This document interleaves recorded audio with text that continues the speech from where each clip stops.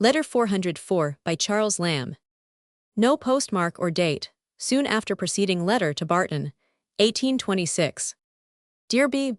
The busy bee, as Hood after Dr. Watts apostrophizes thee, and well dost thou deserve it for thy labors in the Muses' gardens, wandering over parterres of thinkonmes and forget-me-nots, to a total impossibility of forgetting thee.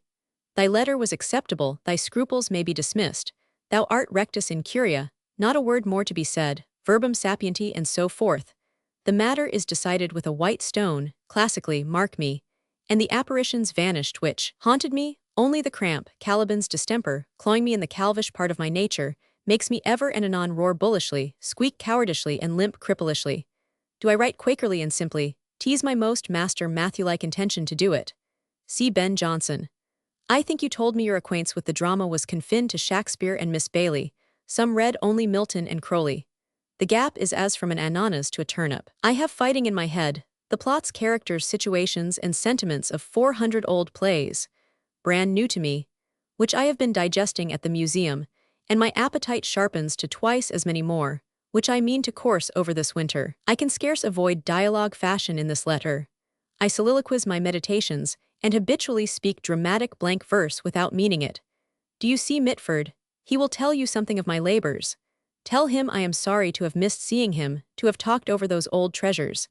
I am still more sorry for his missing pots, but I shall be sure of the earliest intelligence of the lost tribes. His sacred specimens are a thankful addition to my shelves. Mary, I could wish he had been more careful of corrigenda. I have discovered certain which have slipped his errata. I put him in the next page, as perhaps thou canst transmit them to him. For what purpose, but to grieve him, which yet I should be sorry to do. But then it shows my learning, and the excuse is complimentary, as it implies their correction in a future edition. His own things in the book are magnificent, and as an old Christ's Hospitaller, I was particularly refreshed with his eulogy on our Edward. Many of the choice excerpta were new to me. Old Christmas is a-coming, to the confusion of Puritans, Muggletonians, Anabaptists, Quakers, and that unwassailing crew. He cometh not with his wonted gait, he is shrunk 9 inches in the girth, but is yet a lusty fellow. Hood's book is mighty clever, and went off 600 copies the first day. Sion's songs do not disperse so quickly. The next leaf is for Rev. J.M. in this adieu, then briefly in a tall friendship C. Lamb. Barton's letter, to which this is an answer, not being preserved, we do not know what his scruples were.